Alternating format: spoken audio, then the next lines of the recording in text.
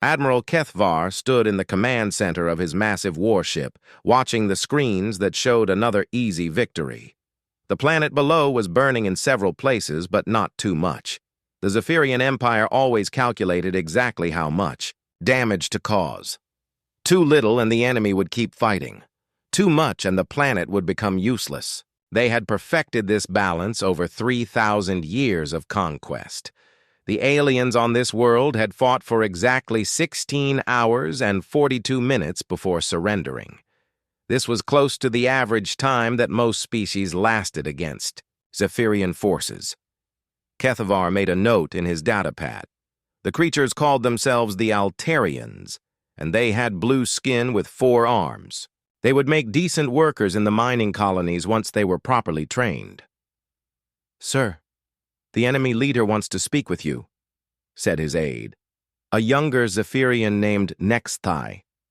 The Zephyrians looked almost like humans except their skin was gray, and they had larger eyes. They also lived much longer and thought in very logical ways about everything. "Put him on the main screen," Kethvar said. The image of a blue-skinned alien appeared. The creature looked defeated and tired. Its 4 arms hung down at its sides. "Great Admiral of the Zephyrian Empire," the alien said, "we surrender completely. We offer no more resistance. Please spare what remains of our people." Kethvar nodded. This was how it always went. First, the aliens would fight with everything they had. Then they would realize they could not win. Finally, they would surrender to save what was left. It was logical and predictable. "Your surrender is accepted," Kethvar replied. "Your people will be relocated to suitable worlds where they can serve the Empire. Those who cooperate will be treated well. Those who cause trouble will be removed." The alien leader bowed its head. "We understand. We will tell our people to cooperate." The screen went dark. Kethvar turned to his aide. "Begin the standard integration process. Catalog their technology. Identify useful individuals. Prepare transport ships for relocation." "Yes, sir," Nexthai said. "Where should we send the fleet?" "Next." Kethvar looked at the star map. Red dots showed Zephyrian controlled systems. There were thousands of them. Yellow dots showed systems that were scheduled for conquest. Blue dots showed unknown regions that had not been explored yet. "The scouts reported some interesting signals from the outer rim," Kethvar said. "A system called Sol. The inhabitants call themselves humans. They recently developed faster-than-light communication." Nexthai pulled up the intelligence report. "The initial data suggests they are quite primitive. Basic fusion power, simple kinetic weapons, no energy shields, no gravitational manipulation. They appear to live on only one world in their system." "How long do we estimate for complete integration?" Kethvar asked. 6 months maximum, sir. Probably less. They do not appear to have any advanced defensive capabilities." Kethvar smiled slightly. 6 months seemed generous for such a primitive species. Most worlds fell within weeks once the Zephyrian fleet arrived. The humans would probably surrender after the first demonstration of superior firepower. "What did their first message say?" he asked. Next, I read from his datapad. "This is Earth calling any friendly civilizations. We come in peace, but we are prepared to defend ourselves." "Typical," Kethvar said. "They always claim they can defend themselves. It makes no difference. Prepare a conquest fleet. Nothing too large. Standard pacification force should be more than enough." The Zephyrian Empire had built its power on simple principles. Find a new species. Demonstrate overwhelming force. Accept their surrender. Integrate useful resources and individuals. Move to the next target. It worked every time because it was logical. No species could argue with the mathematics of superior technology and greater numbers. Kethvar had commanded conquest fleets for over 200 years. He had never encountered a species that did not eventually surrender when faced with certain defeat. Some fought longer than others, but they all followed the same pattern. Resistance until losses became unacceptable, then surrender to preserve what remained. The humans would be no different. They lived on one small blue planet at the edge of an unremarkable spiral arm. They had not even spread to other star systems. Yet, their technology was thousands of years behind Zephyrian standards. They would take one look at the conquest fleet and immediately recognize the futility of resistance. "Sir," next I said, "the fleet commanders are asking about timing for the human operation." "Tell them 3 weeks," Kethvar replied. "That should give us time to finish integration here and move the fleet into position. Send a message to the humans first. Standard first contact protocol. Give them a chance to surrender peacefully." Kethvar turned back to the screens, showing the conquered Altarian world. Soon it would be just another red dot on the star map. The humans would follow shortly after. Then his fleet would move on to the next target. This was how the galaxy worked. This was how it had always worked. The Admiral had no way of knowing that the humans had spent their entire history learning how to fight in ways that made no logical sense at all. Captain Lisa Rodriguez was drinking coffee in her command chair when the alarms started screaming. The exploration ship UES Horizon had been on a routine mapping mission in the outer system when 37 alien ships appeared out of nowhere. They were big, sleek, and obviously built for war.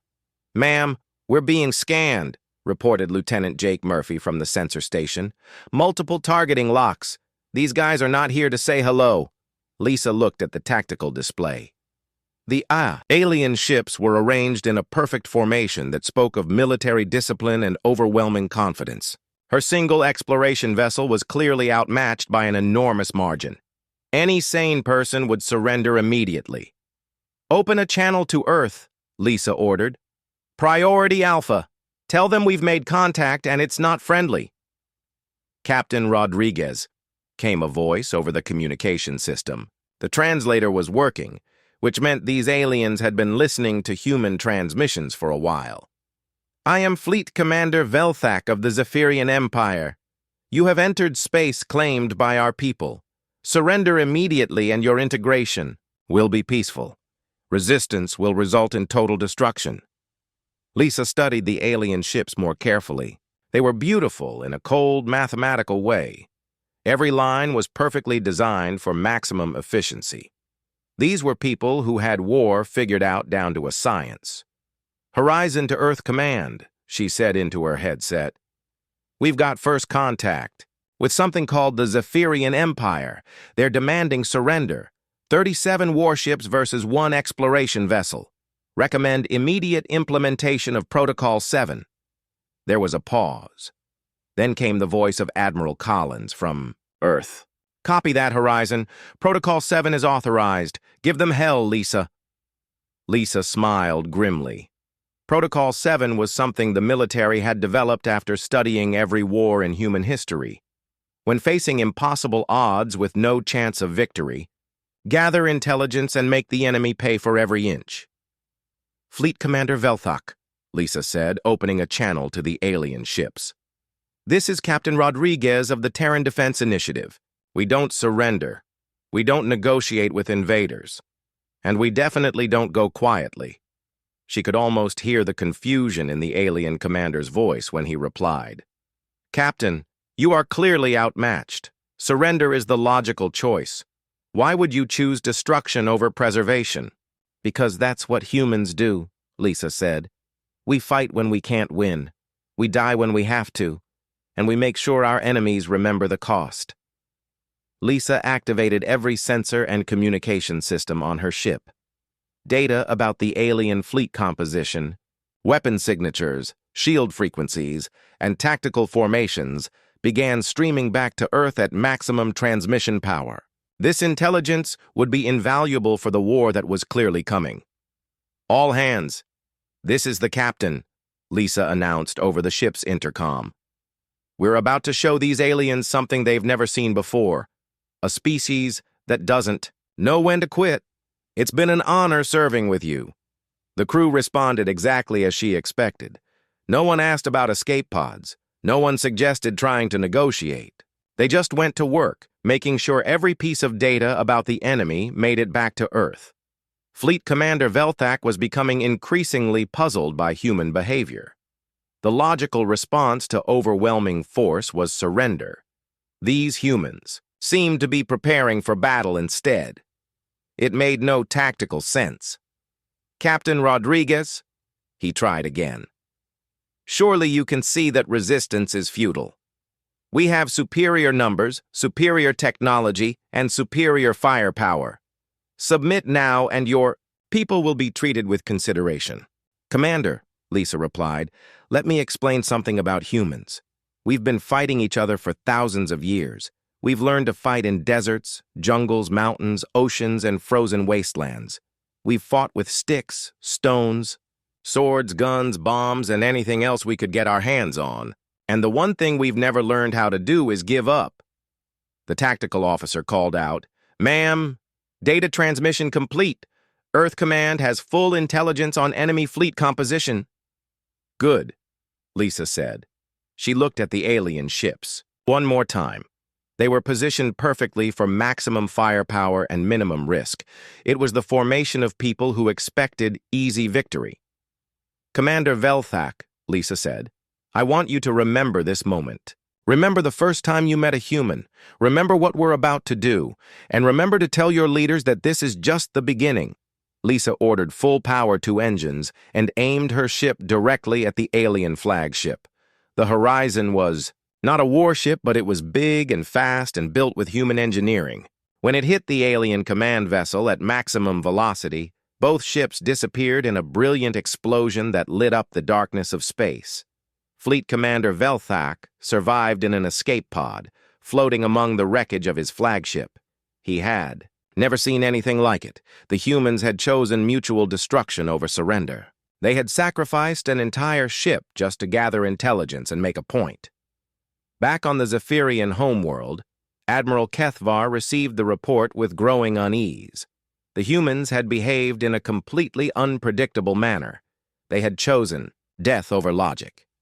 They had turned their own ship into a weapon rather than accept defeat. "Sir," reported Nexthai, "Fleet Commander Velthak says the humans transmitted detailed tactical data about our ships back to their homeworld before the collision.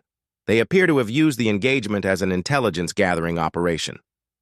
Kethvar studied the report more carefully. The humans had lost their only ship in the encounter, but they had gained valuable information about Zephyrian military capabilities. From a strategic perspective, it was almost clever if you ignored the complete waste of life and resources. "What is our assessment of human military capabilities?" Kethvar asked. "Extremely primitive, sir. But their behavior suggests they may not follow standard patterns of logical surrender. They appear to prefer destruction over submission." Kethvar had never encountered such an attitude before. Every species eventually surrendered when faced with certain defeat. It was the rational choice. These humans seemed to operate by different rules entirely. General Pete Collins stood in the emergency command center deep beneath Colorado Springs, watching reports flood in from across human space. The screens showed a galaxy that had suddenly become much more dangerous. Red blips marked Zephyrian fleet movements as they began their standard conquest pattern. "Sir, we've lost contact with Proxima Colony," reported Colonel Amy Carter. "Last transmission showed massive alien fleet in orbit. They demanded surrender within 6 hours." "Any word from Wolf 359? Collins asked. "Same pattern, sir. Overwhelming. Force, surrender demand, then radio silence when they refused to give up." Collins nodded grimly. The aliens were following a textbook invasion strategy.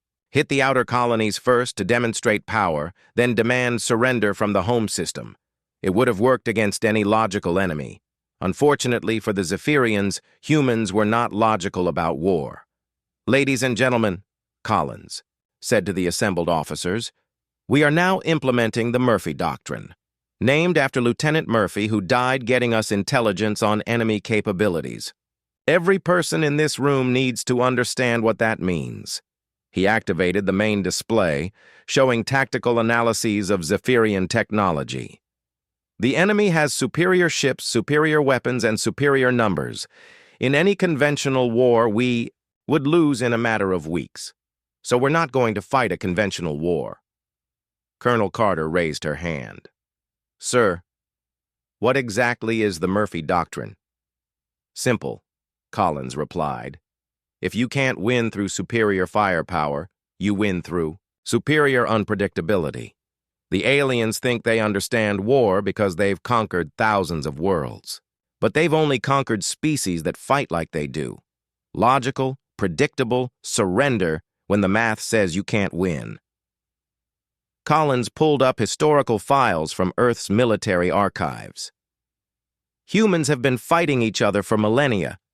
We've developed tactics that make no sense to anyone who thinks logically about warfare.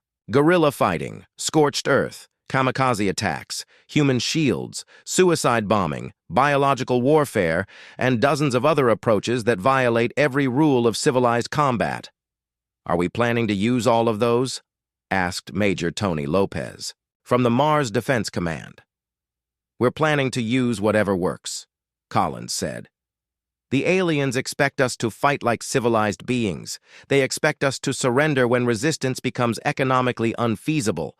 They expect us to follow rules that make strategic sense. He activated another display showing the current disposition of human forces. It was not impressive compared to the Zephyrian fleets, but Collins was not planning to fight the kind of war the aliens expected. Here's what we're going to do, Collins continued. First, we evacuate all civilian populations to hidden bunkers and underground facilities. Second, we turn every military installation into a potential weapon of mass destruction. Third, we make sure that conquering human space costs the aliens more than they can possibly gain from it. Captain Rick Harrison from the Tau Ceti station spoke up. Sir, the alien fleets are massive. How do we hurt them with what we have? We don't fight their fleets directly, Collins explained. We fight their supply lines, their support infrastructure, their predictable patterns. Humans learned a long time ago that you don't have to destroy the enemy army to win the war. You just have to make them decide that victory costs too much. Collins activated tactical displays showing Zephyrian fleet movements. Look at how they operate. Perfect formations, optimal efficiency, minimal risk. They've optimized warfare to the point where it's become predictable. That predictability is their weakness. He pointed to several locations on the star map. Major Lopez, I want you to prepare the asteroid mining facilities around Mars for immediate conversion to kinetic bombardment platforms. When their fleet arrives, we're going to turn space rocks into planet killers. Yes, sir, Lopez replied. What about civilian casualties? There won't be any civilians in the target zone, Collins said, because we're evacuating everyone to the underground cities we've been building since the first alien contact. The enemy can have the surface of Mars, they just won't enjoy keeping it. Collins turned to Captain Kate Sullivan from the Neptune research station. Kate, how's your work with the local wildlife coming along? Sullivan smiled grimly. Sir, we've been training the methane whales of Titan to carry explosive charges. Turns out they're very intelligent and they don't like uninvited guests in their ocean. Excellent, Collins said.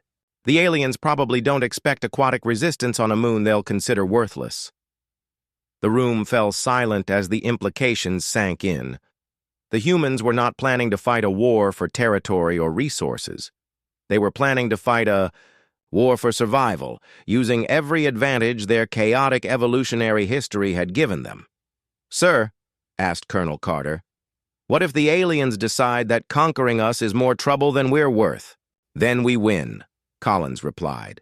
The goal is not to destroy their entire empire. The goal is to make them decide that humans are too dangerous and too costly to be worth conquering. We're going to teach them that some species fight dirty when their survival is at stake. Collins activated one final display, showing a timeline of Earth's military history. The aliens have spent 3,000 years perfecting logical warfare against logical enemies. Humans have spent 10,000 years perfecting illogical warfare against illogical enemies. We're about to find out which approach works better. What's our estimated timeline? Asked Major Lopez. The alien fleet will reach the outer solar system in approximately 4 weeks, Collins said. That gives us time to prepare our surprises. Remember, we're not trying to match their technology. We're trying to outthink their strategy. As the meeting broke up, Collins looked at the star map one more time. The red dots showing alien forces looked overwhelming, but he knew something. The Zephyrians didn't. Humans had always done their best fighting when the odds were impossible and victory seemed hopeless. The aliens thought they understood war. They were about to learn how wrong they were. Admiral Kethavar stood before the tactical display in his command ship, staring at reports that made no sense according to 3,000 years of military doctrine. The human resistance was not following any logical pattern. They seemed to prefer mutual destruction over strategic preservation. "Sir," reported Sub-Admiral Nexthigh, "we've lost another supply convoy in the Tau Ceti system. The humans are using converted civilian mining ships as suicide bombers. They're targeting our logistics rather than our main battle fleets." Kethvar studied the tactical analysis. Normal warfare involved fleet engagements where superior technology and numbers determined the outcome. The humans were avoiding direct confrontation entirely, instead attacking weak points that most species considered off-limits. "What about the Mars operation?" Kethavar asked. "Problematic, sir. Major Tony Lopez evacuated all civilians to underground. Bunkers then turned the entire asteroid belt into a weapons system. When our fleet arrived, they detonated nuclear charges throughout the mining fields, creating a debris storm that disabled half our ships." The Admiral felt something he had never experienced in 2 centuries of conquest: frustration. The humans were making war economically unfeasible. Every victory cost more resources than the conquered territory was worth. And the ocean world situation? Nexthigh looked uncomfortable. "Sir, Major Kate Sullivan has somehow trained the local sea creatures to carry explosive devices. We're facing the galaxy's first aquatic guerrilla warfare campaign. Our troops cannot operate effectively underwater, and the humans seem to have turned the entire ocean ecosystem into a weapon." Kethvar had never heard of anything so ridiculous. Using wild animals as military assets violated every principle of civilized warfare. Yet it was working. The ocean world had become unconquerable. Despite having no significant military installations, how are we supposed to fight an enemy that weaponizes everything? Kethvar demanded. "Perhaps we should reconsider our approach," Nexthigh suggested carefully. "These humans appear to value destruction over preservation. Traditional integration. Protocols may be insufficient."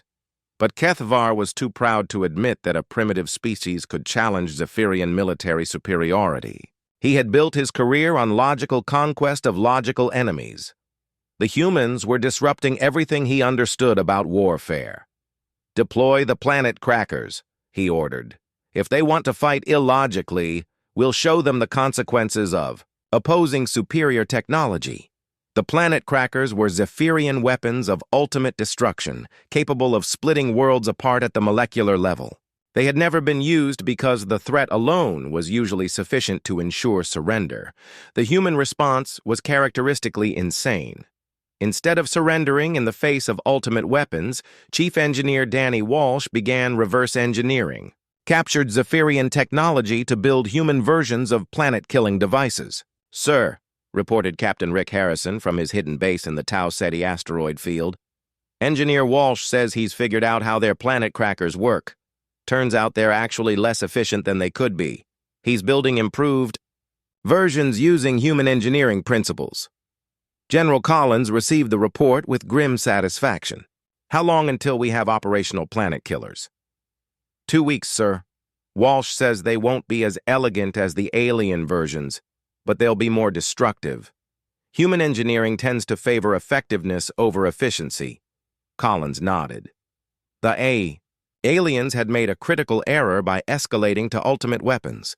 They assumed humans would surrender rather than risk mutual annihilation. They had badly underestimated human stubbornness.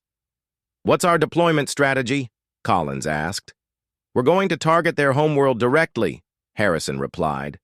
"If they want to threaten Earth with planet crackers, we'll return the favor with interest." Meanwhile, other galactic species were watching the conflict with growing horror. The Altarians, recently conquered by the Zephyrians, sent a secret message to both sides. "Please," the message said, "you must end this war before you destroy everything. The weapons you are building could crack planets throughout the galaxy. Millions of innocent species will die if this escalation continues." The Zephyrian response was predictably logical. "The humans started this escalation by refusing to surrender. We are simply responding with appropriate force." The human response was predictably illogical. "The Zephyrians started this war by attacking our colonies. We're simply making sure they regret it." Admiral Kethvar found himself in an impossible situation. Military doctrine demanded total victory, but the humans seemed determined to ensure that total victory meant total destruction. They were prepared to crack planets rather than accept conquest. "Sir," Nexthai reported, "intelligence suggests the humans are prepared to use their planet crackers on our homeworld. They seem to believe that mutual destruction is preferable to surrender." Kethavar studied the intelligence reports more carefully. Human communications intercepted by Zephyrian listening posts showed a species preparing for the end of everything rather than accepting logical defeat. "This is insane," Kethvar said. "Why would any species choose mutual annihilation over integration into a superior civilization?" "Sir," Nexthai replied carefully, "perhaps they don't consider our civilization superior. Human historical records show they've always fought against conquest, regardless of the technological disparity." The Admiral was beginning to understand that he was facing an enemy that operated by completely different rules. Zephyrians fought for logical objectives: resources, territory, strategic advantage. Humans seemed to fight for abstract concepts, like freedom and independence that could not be measured or calculated. "What is our current assessment of human military capability?" Kethvar asked. "Technologically inferior, but strategically unpredictable," Nexthai reported. "They compensate for inferior equipment with superior tactical creativity. They also demonstrate a willingness to accept casualties that would be unthinkable for any logical species." As if to prove the point, Captain Steve Johnson launched a desperate raid on a Zephyrian weapons facility, using a captured alien ship and a crew of volunteers who knew they would not survive the mission. "The raid succeeded in stealing plans for temporal weapons, devices so dangerous that even the Zephyrians had never used them." "Sir," came the panicked report, "the humans have breached the temporal facility. They've stolen our most classified weapon designs." Kethvar felt something he had never experienced before: fear. The humans had just acquired access to weapons that could erase entire star systems from history. Given their demonstrated willingness to use any available weapon regardless of consequences, this development was terrifying. Open communications. "With Earth Command," Kethvar ordered. "We need to discuss this situation before it escalates beyond all reason." The temporal facility hung in space like a dark jewel, surrounded by the most advanced defensive systems the Zephyrian Empire had ever built. Inside, Admiral Kethvar stood before a weapon so terrible that it had never been used in 3,000 years of conquest. The temporal disruptor could erase entire star systems from history, making it as if they had never existed at all. "Sir," reported the facility commander, "the device is ready for activation. Once we target the Sol system, humanity will be completely eliminated from the timeline. They will never have existed." Kethvar stared at the controls that would end the human problem forever. It was the logical solution to an illogical enemy. The humans had proven they would rather destroy everything than surrender. Therefore, they needed to be removed from existence entirely. But something nagged at the Admiral's mind. Using temporal weapons violated every treaty the Zephyrians had signed with other galactic species. It would mark them as a civilization, willing to use ultimate force against any enemy, no matter how primitive. "Sir," his aide interrupted, We're detecting an approaching human vessel. It appears to be one of our own ships that was captured during the raids. Kethvar looked at the tactical display. A single Zephyrian dreadnought was approaching at maximum speed, broadcasting human identification codes. It was clearly a suicide mission. But the humans had already proven their willingness to die for tactical advantage. "Can we stop them?" Kethvar asked. "Uncertain, sir. They're using our own ship, so they know all our defensive frequencies. They also appear to be carrying some kind of modified temporal device." Captain Steve Johnson stood on the bridge of the captured Zephyrian ship, looking at the temporal facility that represented the enemy's ultimate weapon. His small team of volunteers had managed to steal the ship during a chaotic battle near Jupiter, and they had spent weeks modifying captured temporal technology. "This is Reaper Team," Johnson transmitted on an open channel. "We've located their time weapon, beginning final approach." Johnson's mission was simple but insane, even by human standards. Intelligence had determined that the Zephyrians were preparing to erase humanity from existence using temporal weapons. The human response was characteristically direct. If the aliens wanted to play with time, humans would show them how dangerous that game could become. "Captain," reported his engineering officer, Danny Walsh, "our temporal disruptor is ready. The modifications you requested are complete." Johnson nodded, grimly. Walsh had taken captured Zephyrian temporal technology and modified it with typical human disregard for safety protocols. The device they had built was less sophisticated than the alien version, but it was designed to create a feedback loop that would destroy both Earth and the Zephyrian homeworld simultaneously. "Admiral Kethvar," Johnson said, opening a communication channel to the temporal facility. "I believe you wanted to discuss the situation." The alien admiral's response came immediately. "Captain Johnson, you must realize that activating any temporal device will have unpredictable consequences. You could destroy both our species." "Yeah, we figured that out," Johnson replied with typical human directness. "Question is, are you willing to bet your entire civilization that we won't do it?" Kethvar found himself facing the ultimate test of human unpredictability. Logic dictated that no species would commit mutual suicide over a territorial dispute, but nothing about human behavior had been logical since first contact. "Captain," Kethvar said carefully, "surely we can reach some agreement that doesn't involve the complete destruction of both civilizations." Johnson laughed, and the sound sent chills through every Zephyrian listening to the transmission. "Admiral, you came to our space, attacked our colonies, killed our people, and now you want to erase us from history. What exactly did you expect us to do? Send you a strongly worded letter?" The standoff extended into hours as both sides faced the reality of mutual annihilation. The Zephyrian temporal disruptor could erase humanity from existence, but the modified human device would create a cascade effect that would take the Zephyrian homeworld with them. "Sir," Nexthai whispered to Admiral Kethvar, "surely they won't actually do it. The destruction would be total. Nothing would remain of either species." Kethvar studied the intelligence reports on human behavior one more time.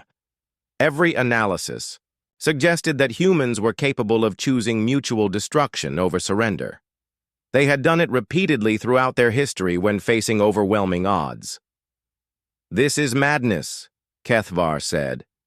"We are offering them integration into a superior civilization. We are offering them survival and advancement beyond their current primitive state. Why do they choose death over logical improvement?"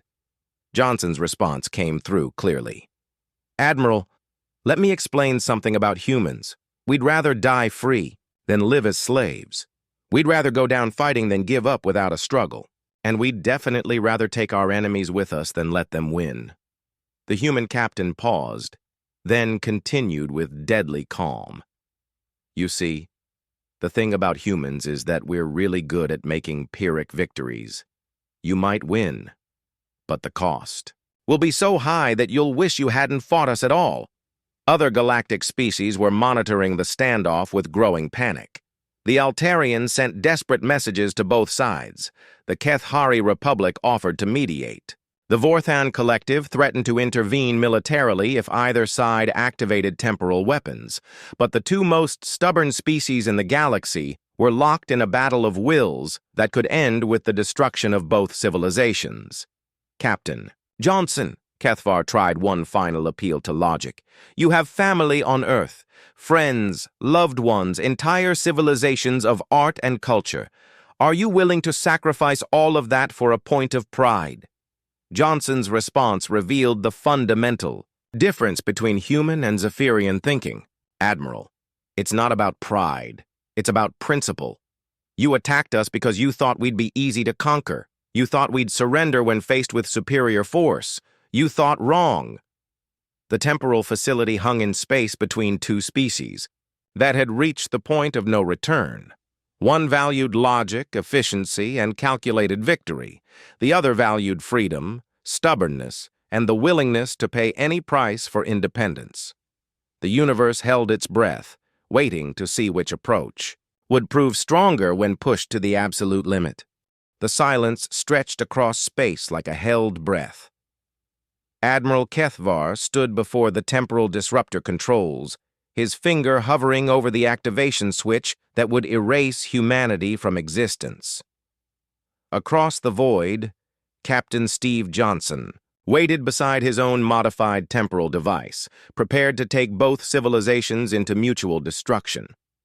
For the first time in 3,000 years of galactic conquest, a Zephyrian admiral was forced to consider that victory might not be worth the cost. Admiral, came Nexthai's quiet voice, the other galactic species are threatening intervention if we activate temporal weapons. The Kethari Republic has moved 3 battle fleets to our border. Kethvar barely heard his aide. He was studying the tactical display that showed human settlements throughout their solar system. Every colony, every space station, every ship was broadcasting the same message. We do not surrender. We do not negotiate with invaders. We will fight until the last human draws breath. It was a declaration that violated everything logical about warfare. Species were supposed to surrender when resistance became futile. They were supposed to preserve what they could rather than risk total destruction. They were supposed to be rational.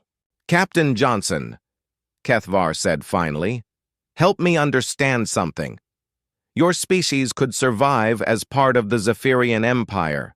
You would be given useful work, adequate resources, and protection from other threats. Why do you choose extinction over integration? Johnson's answer came immediately, as if he had been expecting the question. Admiral, you're asking the wrong question. You should be asking why you thought we'd want to live as your servants, when we've spent our entire history fighting for the right to make our own mistakes. The human captain paused, then continued with the calm certainty of someone who had already made his final decision. You see, the thing about humans is that we've always preferred dangerous freedom to safe slavery. We'd rather die on our feet than live on our knees. It's just how we're built. Kethvar found himself confronting an alien mindset that his logical training had never prepared him for. The humans were not making a strategic calculation. They were making a moral choice that transcended mathematics and tactical analysis. But the waste, Kethvar protested, the senseless destruction of art, culture, knowledge, entire civilizations' worth of achievement, how can you justify erasing all of that for abstract principles? Simple, Johnson replied, because those achievements only matter if they're created by free people making free choices. A painting created by a slave isn't art, Admiral. It's just decoration for the master's house. The fundamental difference between their species had never been clearer. Zephyrians valued efficiency, preservation, and logical outcomes. Humans valued freedom, choice, and the right to determine their own destiny, even if that destiny was destruction. Sir, Nexthai said urgently, we need to make a decision. The human device is showing signs of instability. If it detonates accidentally, the cascade effect will destroy both homeworlds regardless of our intentions. Kethvar stared at the controls one final time. Military doctrine demanded that he activate the temporal disruptor and eliminate the human threat permanently. 3,000 years of successful conquest supported that decision. But for the first time, Admiral Kethvar was forced to consider that some battles might not be worth winning.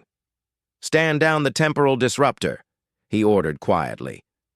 The command center erupted in shocked whispers. Nexthai stared at his commander in disbelief. "Sir, are you certain? We could end this threat permanently." "And then what?" Kethvar asked. "We rule a galaxy where every species knows we're willing to erase civilizations from history rather than accept resistance?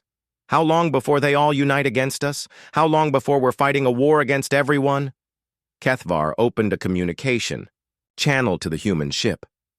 "Captain Johnson, I am ordering the withdrawal of all Zephyrian forces from human space. This conflict is terminated." The relief in Johnson's voice was audible. "Understood, Admiral. We're powering down our temporal device, but I want you to remember something." "What is that, Captain?" "This didn't have to happen. You came to our space looking for an easy conquest. You found out that some things aren't worth conquering because the cost of winning is too high. Maybe next time you'll ask before you attack." As the Zephyrian fleet began its withdrawal from human space, Admiral Kethvar found himself reviewing everything he thought he knew about warfare. The humans had taught him that victory was not always determined by superior technology or greater numbers. Sometimes, the willingness to lose everything was stronger than the ability to take everything. "Sir," Nexthai asked as they watched the human ship depart, "what do we tell the Empire about this defeat?" "We tell them the truth," Kethvar replied. "We encountered a species that values freedom more than survival. They were prepared to destroy both civilizations rather than accept conquest. Sometimes, the most logical choice is to walk away." News of the Zephyrian withdrawal spread throughout the galaxy within days.